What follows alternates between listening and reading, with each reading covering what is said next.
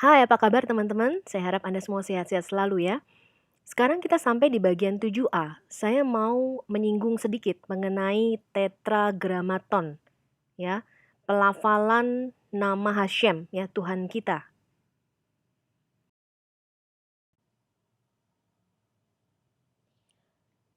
Bangsa-bangsa akan mengenal namaku.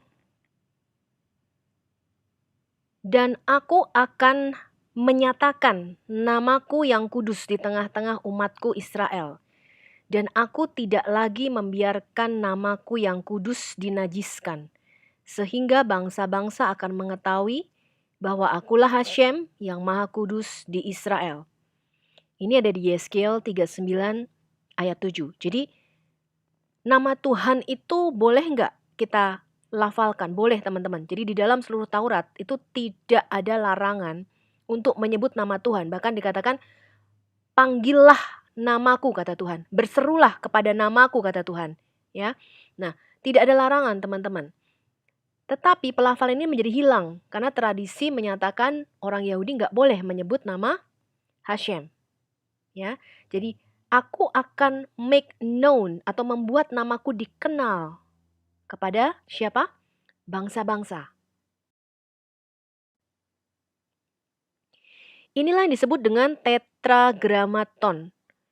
Yang Anda lihat di atas itu adalah piktogram. Jadi pada waktu Musa menerima 10 perintah Allah dan Musa menulis Torah, itu dia menulis dengan huruf seperti itu teman-teman. Yaitu namanya huruf awal Ibrani.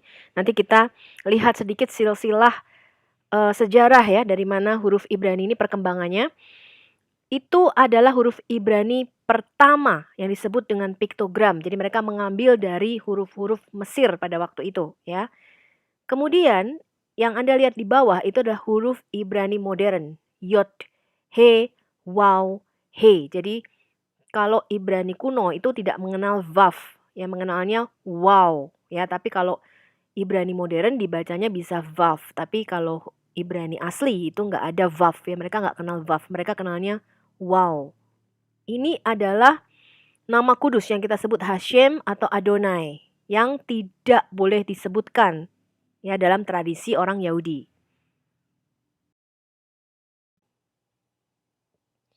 Lalu bagaimana pelafalan Hashem ini bisa hilang teman-teman? Kita lihat dulu ya sejarahnya ya. Yod-Heh-Vav-Heh itu dikenal juga dengan tetragrammaton. Tetra itu 4, grama itu huruf, jadi 4 huruf.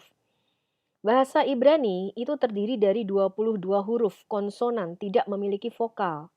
Ya.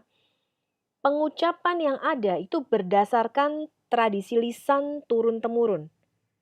Jadi Yod-Heh-Vav-Heh itu hanya diucapkan 1 tahun sekali oleh imam besar. Ya. Pada hari Raya Pendamaian, Yom Kippur, itu di ruang Maha Kudus, di hadapan tutup pendamaian yang terletak di atas tabut perjanjian. Jadi ketika imam besar memercikan darah, ya baik darah lembu maupun darah anak domba di bawah, kemudian dipercikan di atas tutup pendamaian itu 7 kali. Nah, disitulah dia mengucapkan nama yang kudus itu di hadapan Hashem. Tetapi sejak umat Israel berdosa dengan menyembah Allah-Allah lainnya, ya ilah-ilah lain, sejak pembuangan ke Babel, jadi mereka diangkut ya oleh Nebukadnezar ya ke Babel tahun 586 sebelum Masehi. Ya, kemudian selama 70 tahun tabut perjanjian itu tidak ada sehingga ini menjadi tidak diucapkan lagi nama Hashem ini sampai sekarang. Ya, karena mereka kan melalui beberapa kali pembuangan ya. Terus-menerus umat Israel ini berdosa kepada Tuhan.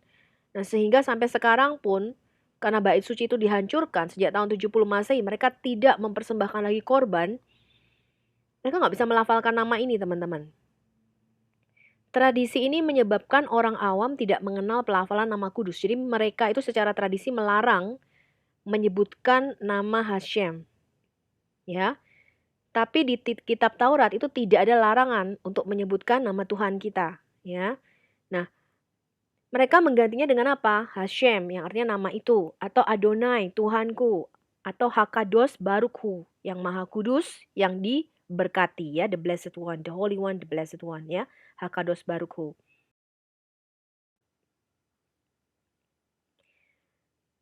Oke, sekarang kita lihat sejarahnya. Pada saat para ahli Masora ini yang menyalin terus-menerus ya, nanti kita lihat sejarahnya dari Imam Esra itu disalin terus-menerus manuskripnya dengan menggunakan tangan. Ahli Masora ini menyalin teman-teman teks yang terkenal namanya teks Masoratik, jadi Torah Masoratik. Itu yang kita pakai sebagai terjemahan Alkitab kita yang sekarang ya, berdasarkan Kodeks Leningrad.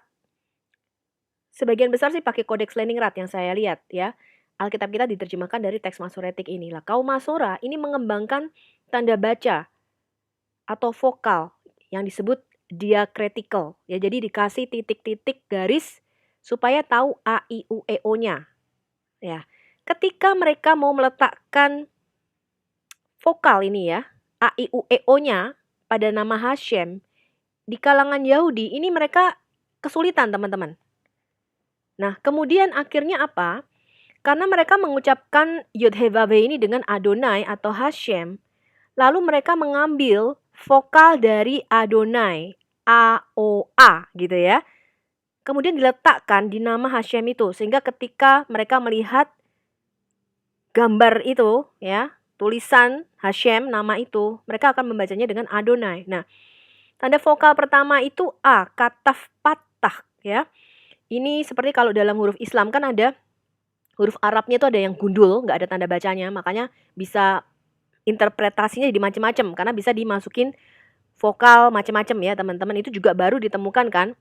Kalau di dalam bahasa Yunani disebut bahasa Ibrani itu disebut nikut teman-teman, tanda baca atau diakritikal ini. Kalau bahasa Arab kan ada fathah, kasrah, damah gitu ya, dikasih titik garis gitu ya. Jadi tahu nih A, I, U atau E, O-nya gitu ya. Nah, tanda vokal pertama A, kataf patah, itu menjadi E atau Sheva, jadi Y bacanya. Ya. Karena mereka meyakini bahwa Yod-Heh-Vav-Heh itu berasal dari akar kata hayah. Ya. Nah, He, Yod, He ya, yang ada di dalam kitab Keluaran 3 ayat 14. Jadi secara tata bahasa itu hayah itu kalnya atau akar katanya itu imperfect. Jadi suatu action yang belum selesai. Bahasa Indonesianya nggak ada sih ya teman-teman. Ini kalau Anda belajar bahasa Inggris itu ada imperfect tense ya. Tensesnya tuh imperfect. Jadi sudah dilakukan, sedang dilakukan, tapi masih akan dilakukan gitu ya. Imperfect namanya. Nah, konjungsinya kal imperfect ini tidak boleh ada vokal A pada suku kata pertama. Jadi mereka mengganti yahnya ini menjadi E, menjadi sheva. Jadi dibacanya Y ya. Nah, sehingga ketika dibaca ini menjadi Yehovah.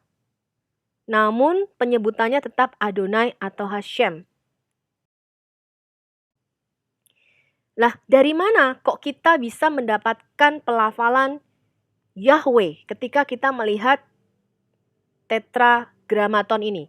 Saya lihat kemarin ya, ada begitu banyak asumsi-asumsi ya dari Muslim bahkan sekarang yang mencoba melafalkan ini ya, Yud-Heh-Vav-Heh dengan Allah. Itu bagus teman-teman, itu bagus untuk mempromosikan bahwa orang Muslim itu mungkin yang selama ini terfokus pada Tuhanku tuh Allah. Mereka nggak pernah tahu bahwa Tuhan yang disembah Abraham, Ishak dan Yakub itu tidak bernama diri Allah, tetapi adalah Yod-Heh-Vav-Heh. Bagus teman-teman, biar mereka salah ya, mau ngarang sendiri, tapi mereka mempromosikan. Dan orang-orang Islam sekarang banyak yang terbuka loh. Ya, saya berbicara dengan beberapa orang Muslim teman-teman, dan mereka menyadari itu. Oh ya, iya. Jadi ada perbedaan bahwa di Alkitab nama Allah itu tidak ada. Ya, dan beberapa dari mereka memang sudah menyadari hal ini. Tinggal nanti Roh Kudus tuntun. Satu itu teman-teman fungsinya, biar mereka mempromosikan ini ya, meributkan itu boleh pelapanannya bukan Yahweh tapi Yahweh apa, biar aja. Itu justru makin mempromosikan bahwa antara Quran dengan Alkitab ya tak ada hubungan gitu loh ya, nggak ada hubungan gitu ya. Biar aja teman-teman mereka berapologetika sendiri. Nah, saya melihat beberapa orang Indonesia yang ke Yahudi-Yahudian memang ya, beberapa Yahudi KW gitu ya. Nah, Jadi mereka mencoba menggurui, ya. Nah, kenapa para sarjana kita itu mempunyai dasar untuk pelafalan Yahweh, tapi bukan Yihyeh atau Yohyeh atau Yohyah gitu ya, bukan. Nah, saya melihat beberapa ahli bahasa yang kita sangat hormati, seperti Ibu Rita Wahyu, itu ahli bahasa Ibrani, ya. Menyatakan bahwa pelafalan yang benar itu bukan Yahweh, itu hanya hipotesis atau asumsi. Nah, asumsi atau hipotesis itu kayak tebak-tebakan ya teman-teman ya. Ya kan, celup bintangku celup kayaknya ini Yahweh nih gitu ya. Tapi kan bisa Yihweh, bisa Yohyeh. Nah, kita harus cek and recheck pernyataan ini teman-teman. Ketika saya cek and recheck teman-teman, pernyataan beliau ternyata kok tidak seperti itu. Ya, jadi ahli-ahli bahasa yang sepakat, bapak-bapak gereja kita juga sepakat mengenai pelafalan Yahweh ini, mereka mempunyai dasar yang kuat. Ya, jadi bukan berupa hipotesis. Ya, jadi Ibu Rita Wahyu mengatakan itu hipotesis katanya, dugaan. Jadi kayak tebak-tebakan. Ternyata enggak, teman-teman. Ketika kita cek, mereka enggak asal main tebak. Mereka punya argumen yang kuat kenapa pelafalannya adalah Yahweh. Nah, kita lihat sejarahnya dulu ya. Dalam bahasa Jerman Ibrani Aramaik Leksikon, edisi pertama diterbitkan antara tahun 1810, ini pertama kali ya, orang Kristen Jerman. Dan 1812 dan edisi ketiga 1828, dalam edisi 1833 dalam bahasa Latin dan dalam teks bahasa Jerman yang direvisi dari tahun 1834. Ini sarjana Ibrani nih, Wilhelm Gesenius. Itu dia tahu dan sadar teman-teman, pada waktu dia mengeluarkan argumennya, dia itu membaca manuskrip-manuskrip, bukan asal tebak, ya, bukan hipotesis. Dia itu membandingkan beberapa manuskrip yang sudah ditemukan pada waktu itu, ya, kemudian dia melihat teks-teks masoretiknya. Dan dia menyadari bahwa pada waktu Alkitab, Torah itu ditulis, kaum Masora ini memasukkan vokal AOA ini karena Adonai. Jadi mereka menyesuaikan. Dimasukkanlah vokal Adonai ini ke dalam Hashem, ke dalam nama Hashem. Nah, kemudian dia mengajukan argumennya. Ini kalau Anda mau lihat jadi panjang, saya persingkat saja ya. Dia mempunyai argumen yang mendukung pandangannya bahwa ternyata bacaannya itu tidak sama dengan teks yang tertulis di situ.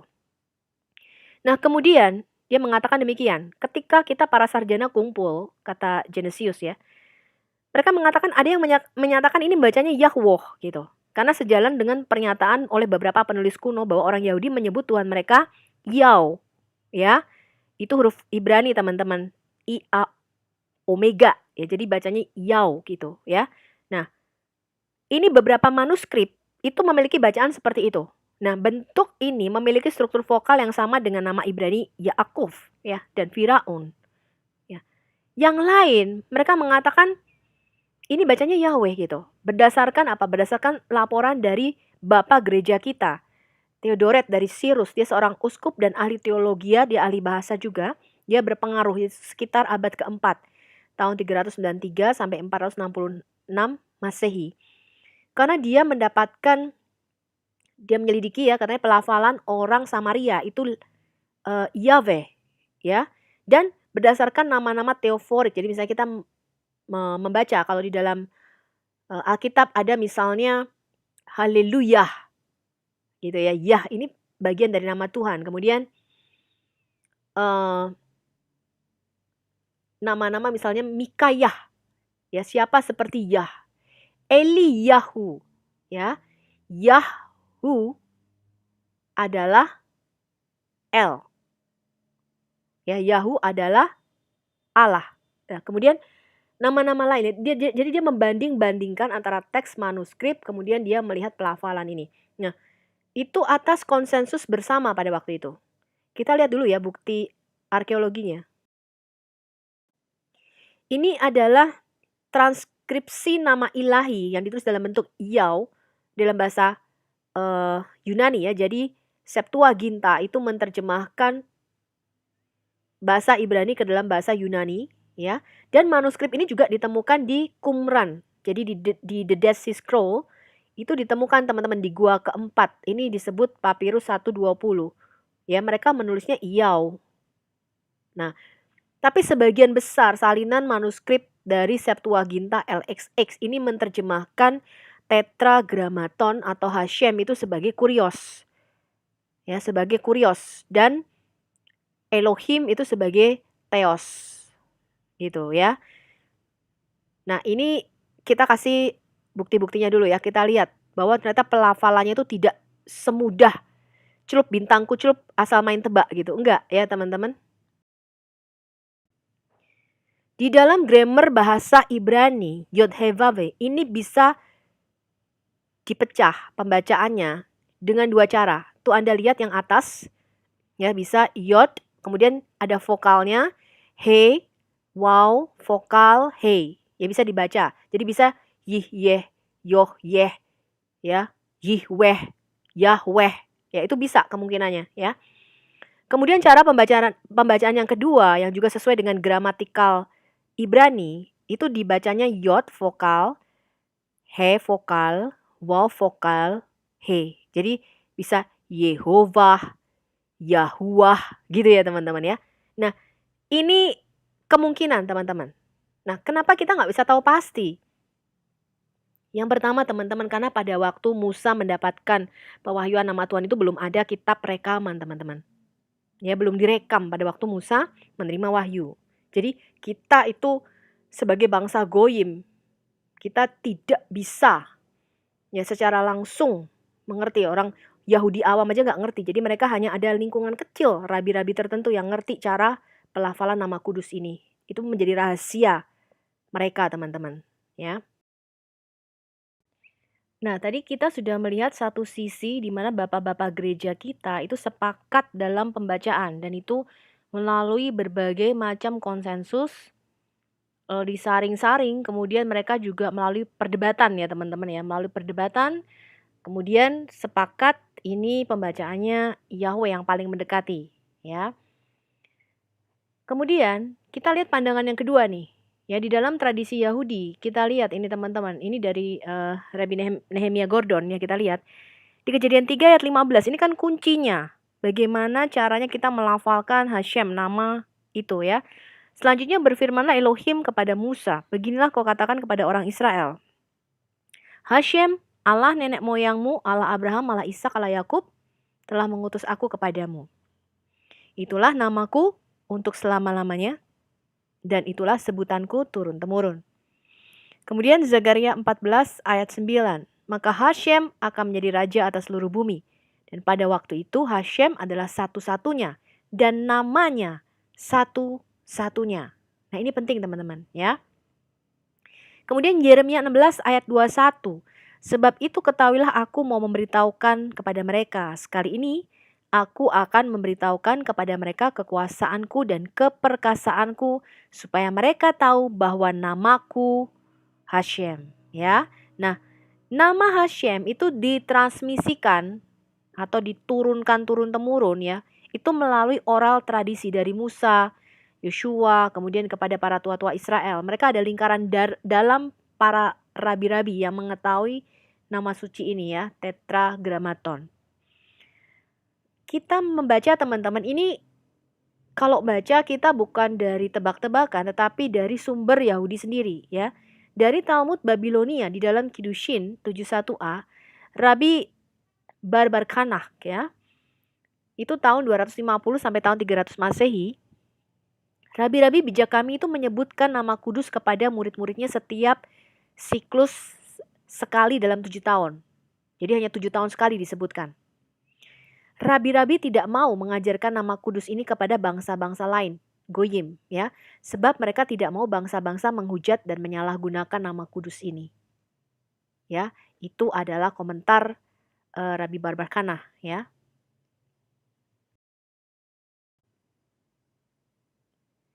Nah, kemudian ada satu kitab, ini kitab-kitab penting ya agama Yahudi, tapi ini kitab-kitab ini nggak banyak orang baca teman-teman. Jadi yang punya akses kepada kitab-kitab ini tuh hanya orang Yahudi tertentu ya. Nah, namanya Sefer Hashem atau kitab gulungan nama Hashem ya, nama yang kudus itu. Rabi Elia dari Vilna itu abad ke-18 mengatakan demikian. Dia menulis, vowels atau huruf hidup dari nama itu tersembunyi. Jadi bukan tidak bisa diucapkan, tetapi disembunyikan. Nah, vowels atau huruf hidupnya itu merupakan rahasia dari nama itu, ya, dari tetragramatonnya. Nah, ada buku Sefer Hashem itu ditulis oleh Rabbi Eleazar ben Yudah ben Kalonimus. Itu tahun 1176 sampai 1238. Nah, Rabbi Eleazar dari Worms itu nama kota di Jerman ya, itu dalam bukunya ini dianggap sangat secret dan sangat suci bukunya. Jadi nggak boleh sembarangan orang, apalagi bangsa di luar Yahudi, tahu buku ini gitu ya. Di buku ini itu dia menggambarkan bagaimana rabi-rabi itu melakukan ritual teman-teman ketika nama itu mau disebutkan dalam 7 tahun sekali. Mereka akan melakukan puasa, menyucikan diri, kemudian miksvah, mandi di kolam gitu ya, kayak kolam baptisan gitu. Mereka akan memakai baju putih ya. Nah, ritual itu dilakukan 7 tahun sekali untuk menyebutkan nama kudus. Mereka akan berdiri di dalam air. Kemudian mereka akan mengucapkan nama kudus itu, ya. Rabi gurunya itu akan mengucapkan nama kudus itu supaya murid-muridnya tahu gitu. Ya, bagaimana melafalkannya. Nah, rabi kepala atau gurunya itu akan mengucapkan Zakaria 14 ayat 9 tadi, teman-teman. Dia akan mengatakan, diberkatilah engkau Tuhan kami. Kemudian dia akan melafalkan nama Hashem ini. Ya, Hashem akan menjadi raja atas seluruh bumi. Pada waktu itu Hashem adalah satu-satunya dan namanya satu-satunya. Nah, lalu guru besar itu akan mengucapkan berkat-berkat ya, dan semua murid itu akan mengucapkan nama kudus itu bersama-sama dengan memandang kepada air di kolam tadi ya. Jadi mereka mengucapkan nama itu tuh di kolam yang berair. Mereka akan mengucapkan dari Mazmur 29 ayat 3. Suara Hashem di atas air, El yang mulia mengguntur. Hashem di atas air yang besar, ya. The voice of the Lord is upon the waters. The God of glory thundered, the Lord is upon many waters. Nah, menurut mereka nama yang diucapkan adalah Yehovah. Nah, disinilah nama kudus itu ditransmisikan atau diwariskan ya kepada murid-muridnya secara rahasia dalam ritual 7 tahun sekali. Kita mendapatkan dari sumber-sumber Yahudi bahwa para rabi dan orang-orang bijak itu tahu bagaimana menyebutkan nama kudus itu. Kita mendapatkan catatan bahwa Rabbi Yosef bin Zayah abad ke-15 itu pernah mendapatkan laporan bahwa ada orang bijak itu melafalkan nama kudus itu. Ya, kemudian murid-muridnya melaporkan kepada Rabbi Yosef ya. Katanya, kami sudah menegurnya dengan keras dan para rabi juga sudah menegurnya dengan keras ya, tapi orang tersebut itu kelas kepala katanya. Nah, kemudian Rabbi Yosef ibn Zayah itu juga menegur orang itu gitu. Dan memperingatkan dengan keras bahwa aturan komunitas Yahudi itu melarang kita untuk menyebutkan nama kudus itu. Aturan ini dibentuk berdasarkan tradisi. Tapi Taurat tidak melarang kita menyebut nama kudus itu, melainkan tidak boleh menyebutnya dengan sembarangan atau tidak hormat. Nah, dari peristiwa ini catatan ya yang ditemukan, mereka itu tahu bagaimana penyebutan nama itu, tapi mereka tidak mau mengajarkannya kepada orang awam, teman-teman. Ya, apalagi kepada bangsa lain, bangsa goyim gitu ya. Nah, rahasia nama kudus ini hanya diketahui di lingkaran dalam para rabi. Orang awam Yahudi juga tidak tahu bagaimana menyebutkan nama kudus itu. Ya, mereka tetap menyebutnya dengan Adonai atau Hashem. Nah, kita mempunyai sekitar 52 dokumen manuskrip Alkitab bagaimana nama kudus itu disebut. Ya, dari dokumen itu ada sekitar 16 rabi yang menyebutkan Yehovah. Ya, adalah penyebutan dari nama yang kudus itu atau tetragramaton. Nah, Kristen mendapatkannya dengan menyebut Yehovah ya dari Adonai. Nah, sumber Yahudi tidak mengatakan demikian, teman-teman. Ya, jadi Yehovah itu saksi Yehovah gitu ya, atau juga mendapatkan penyebutan itu dari teks Masoretik tersebut ya. Nah, kenapa hal ini menjadi sangat-sangat sulit, teman-teman? Bagaimana kita melacak bagaimana pelafalan nama Tuhan kita? Karena tradisi, teman-teman. Hal ini berbeda dengan Islam. Ya, Orang Islam hampir tidak ada penghormatan terhadap nama ilahnya. Mereka menyebut 5 menit, mereka akan sebut-sebut terus itu, ya. Sebab kita yakin bahwa nama ya itu kudus, teman-teman. Ya. Nah, makanya Muslim itu tidak segan-segan menyebut nama ilahnya berkali-kali dalam hal apapun. Tradisi ini itu tidak ada di dalam Yahudi dan Kristen. Kita tidak boleh menyebut nama Tuhan dengan sembarangan, apalagi setiap hari disebut-sebut beberapa kali gitu, kesandung dikit atau ngomong sedikit itu langsung bawa-bawa nama Tuhan. Itu bukan ajaran Alkitab, teman-teman. Ini komentar dari Rabbi Menachem Sioni. Ya, Rabbi Menachem Sioni mengatakan di dalam komentarnya tentang Keluaran 3 ayat 15, inilah namaku selama-lamanya ketika Tuhan ya menyatakan namanya kepada Musa. Rahasia ini diterima melalui tradisi. Ya, kata di dalam selamanya. Selamanya itu bahasa Ibraninya di sini leolam. Ini adalah vowels atau huruf hidup dari nama Yud-Heh-Vav-Heh, yaitu menurut para rabi ini ya. Jadi menurut para rabi huruf hidup di dalam leolam itu sama dengan Yud-Heh-Vav-Heh. Jadi leolam itu sama dengan Yehovah.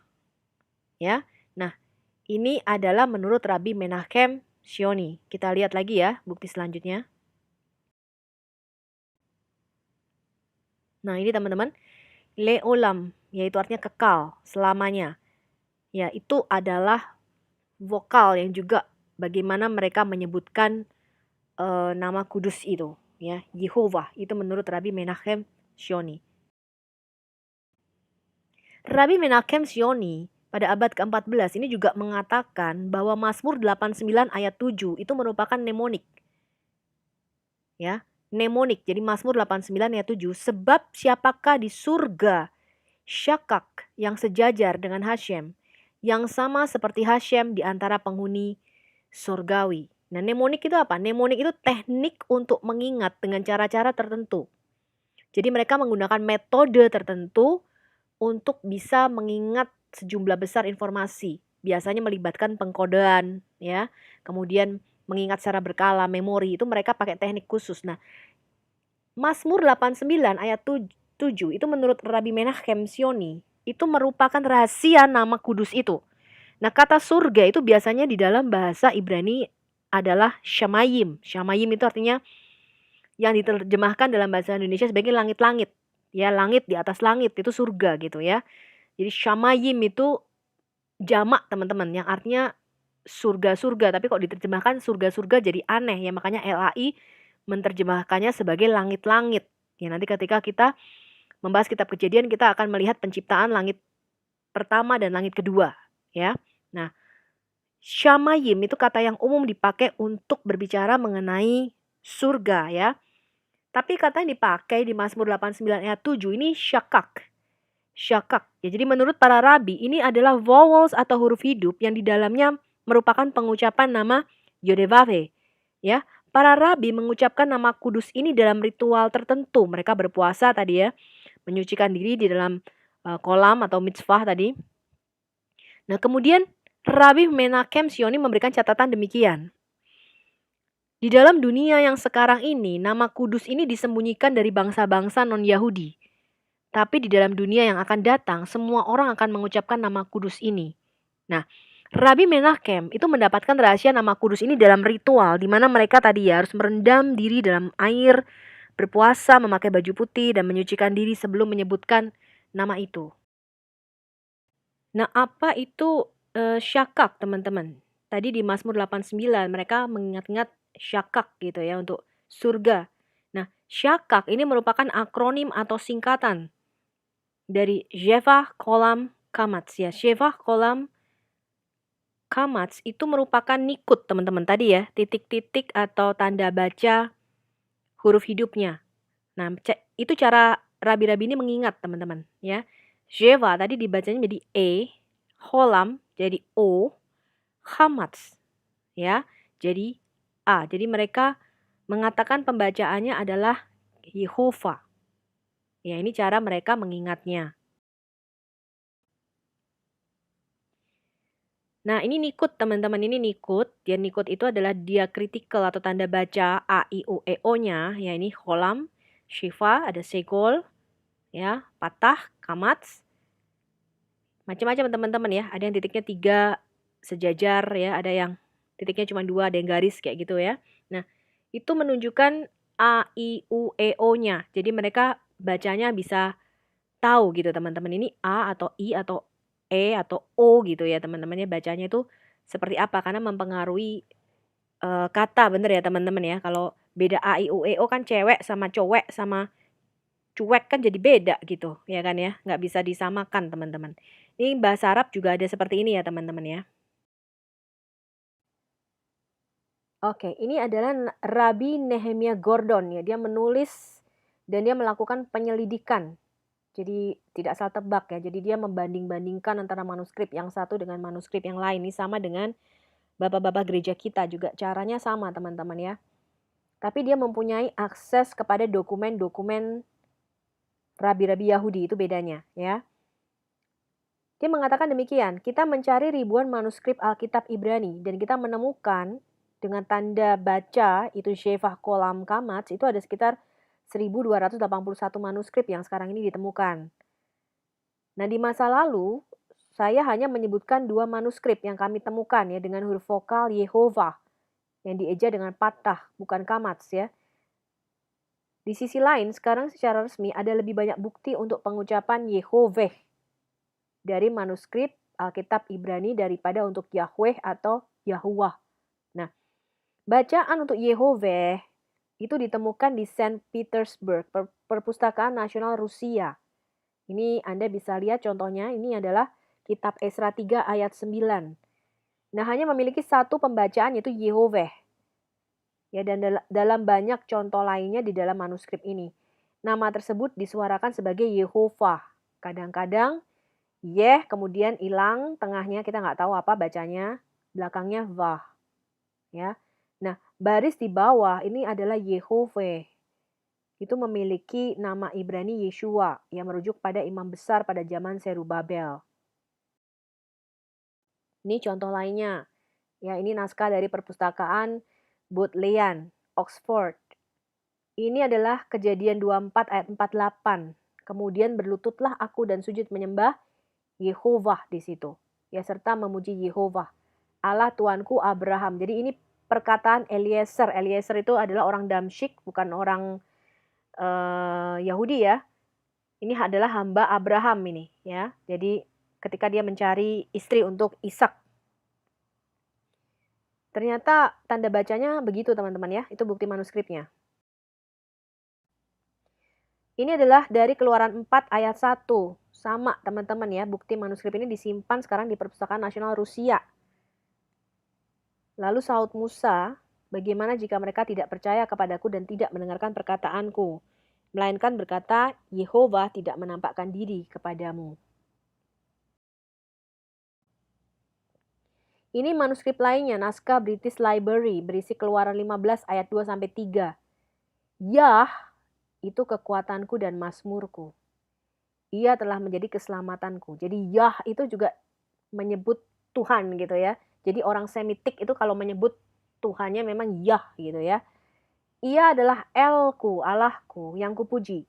Dia adalah Elohim Ab, jadi Allah leluhurku gitu ya. Allah Bapakku katanya. Kuluhurkan dia. Yehovah itu pahlawan perang. Yehovah itulah namanya. Ini bukti manuskrip. Juga sama di Perpustakaan Nasional Rusia. Berisi Yesaya 16 ayat 13-14. Tanda diakritikalnya juga dibaca Yehovah. Ini ada di perpustakaan Inggris sekarang. Ini berisi kitab Taurat, ulangan 6 ayat 4-5 dengan semua vokal. Ini Shema ya, ini adalah syahadatnya orang Israel. Yehovah juga tanda diakritikal, tanda bacanya ya teman-teman ya. Nah, ini sebuah manuskrip yang berwarna. Ini bagus banget teman-teman ya. Lihat tuh, warnanya bagus sekali ya dia menyalin manuskripnya ini. Ini adalah kitab Imamat. Di dalam bahasa Ibrani namanya Vayikra. Ya, ini salah satu kitab Taurat ya. Taurat Musa yang disebut kitab Imamat, kitab ketiga, Vayikra. Itu nama yang disebut di sini juga Yehovah, teman-teman. Ya, ini bukti salah satu dari 1281. Kita lihat bukti lainnya. Ini naskah dari Perpustakaan Nasional Rusia. Ini berisi 2 Samuel 12 ayat 25. Juga disebutkan Yehova. Jadi dengan perantara Nabi Nathan, ia menyuruh menamakan anak itu Yedija. Oleh karena Yehova. Yedija itu artinya anak kesayangan. Jadi pada waktu Daud itu memberi nama Salomo, jadi anaknya Daud yang namanya Salomo itu lahir, lewat Nabi Nathan, Tuhan itu menyuruh kamu jangan kasih nama Salomo, kasih nama Yedija atau kesayangan daripada Yahweh gitu ya. Tapi Daud tetap memberi nama Salomo ya teman-teman ya, bukan Yedija ya. Ini bacaannya di sini dibacanya Yod-Heh-Vav-Heh-nya Yehovah teman-teman, tanda diakritikalnya ya. Oke, ini berisi 1 Raja-Raja 8 ayat 9 sampai 11. Juga sama teman-teman, ini disimpan di naskah Perpustakaan Nasional Rusia, tanda diakritikalnya juga sama Yehova. Jadi ini semua teks-teks Masoretik ya teman-teman. Sama, ini berisi Mazmur 13 ayat 3. Pandanglah kiranya, jawablah aku ya Yehova, Allahku, buatlah mataku bercahaya supaya jangan aku tertidur dan mati. Ini dari Mazmur juga teman-teman, ini manuskrip ini disimpan di Oxford ya, Bodleian Library. Berisi Mazmur 105 ayat 4. Sama, bacaannya tanda diakritikalnya juga Yehova. Nah, ini sekarang disimpan di Perpustakaan Apostolik Vatikan. Ini disimpan di Vatikan, itu berisi Kejadian 21 ayat 33. Disebutkan juga Yehova, ya, Allah yang kekal, El Olam. Yang ini disimpan di Perpustakaan Nasional Rusia juga. Teman-teman, ini berisi Yesaya 63 ayat 16. Sama, tanda bacanya juga Yehova. Ini berisi Imamat 22 ayat 9. Ya, ini bukti-bukti manuskripnya saya tunjukkan. Ini naskah di dalam Codex of the Prophet of Cairo. Ini berisi Yeskiel 7 ayat 4. Sama, tanda bacanya juga Yehova. Naskah Hebrew Union College, ini berisi Zakaria 14 ayat 3. Ya, dengan semua vokalnya juga menunjukkan Yehova. Ini manuskrip perpustakaan di Oxford, berisi 1 Samuel 13 ayat 13. Disebutkan Yehova Elohim. Oke, saya tunjukkan bukti-bukti tadi, berarti dari setiap kitab, tadi kitab Taurat, Mazmur kita tunjukkan, kitab nabi-nabi ya, Nabi Zakaria, Samuel, semua tadi ya teman-teman dari kitab nabi-nabi, cara bacanya mereka konstan, Yehova ya. Nah, kita tidak mau meributkan pembacaannya teman-teman, tapi kita mau ambil hikmatnya. Apa ini? Ya, kalau saya perang, kata-kata Anda tetap ngotot juga nggak akan selesai. Kemudian kita nggak dapat apa-apa. Ya, diketawain aja sama iblis teman-teman ya. Nah, Zefanya 3 ayat 9. Tetapi sesudah itu, aku akan memberikan bibir yang lain kepada bangsa-bangsa katanya. Yakni apa? Bibir yang bersih supaya sekaliannya mereka memanggil nama Yahweh dan beribadah kepadanya dengan bahu-membahu. Nah, jadi Tuhan akan memberikan apa? Bibir yang bersih. Nah, sekarang di bibir kita itu nggak bisa teman-teman. Lidahnya kita itu beda dengan lidahnya orang Ibrani. Then I will purify the lips of the peoples, that all of them may call on the name of Hashem and serve him shoulder to shoulder. Jadi suatu ketika nanti teman-teman di dunia baru, kata rabi-rabi, kita semua akan memanggil satu Tuhan yang sama. Gak ada lagi yang akan panggil dewa-dewa lainnya. Ya, nah, rabi-rabi bijak itu menyatakan di dunia sekarang ini kita menulis Yod-Heh-Vav-Heh, membacanya Adonai. Tapi di dunia yang baru nanti di mana Mesias akan memerintah dan nama Tuhan itu satu-satunya, kita akan menulis Yod-Heh-Vav-Heh dan membacanya dengan Yod-Heh-Vav-Heh. Ya, jadi kita sekarang ini masih meraba-raba cara bacanya bagaimana. Ya, di dunia yang baru itu vowels atau huruf hidupnya adalah syakak katanya. Zevah kolam kamats dimasukkan ke dalam nama Yehova. Nah, jadi para rabi termasuk Rabi Meir Maharam dari Lublin itu menyatakan vowels atau huruf hidup dari tetragrammaton itu adalah Shevah kolam kamats. Nah, Rabbi Meir mengatakan, aku menemukan dalam catatan kakek guru kami, Rabbi Asher, ya, atau yang disebut juga dengan Rabbi Lemel, kepala rumah din, ya, kepala keluarga din di Krakau, itu menulis buku suci Emek HaBarakah. Ya, tapi buku ini nggak dicetak dan diperbanyak ya supaya tidak disalahgunakan oleh orang yang tidak layak menyebut nama kudus. Di dalam pasal 34 mengenai tetragramaton, nama kudus itu yang diterima di Sinai adalah Shevah kolam kamats. Ya, jadi mereka meyakini dibacanya Yehovah. Kesimpulan kita apa teman-teman? Ini adalah birkat kohanim atau berkat imam besar. Ini ada di bilangan 6 ayat 22 sampai 27.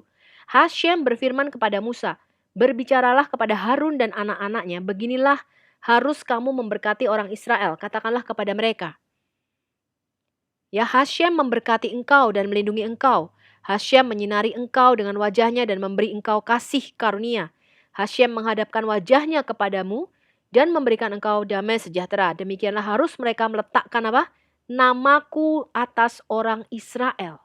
Maka aku akan memberkati mereka. Jadi nama Tuhan itu bukan hanya melafalkannya dengan benar, tidak. Tapi bagaimana karakter Tuhan itu ada di atas umatnya.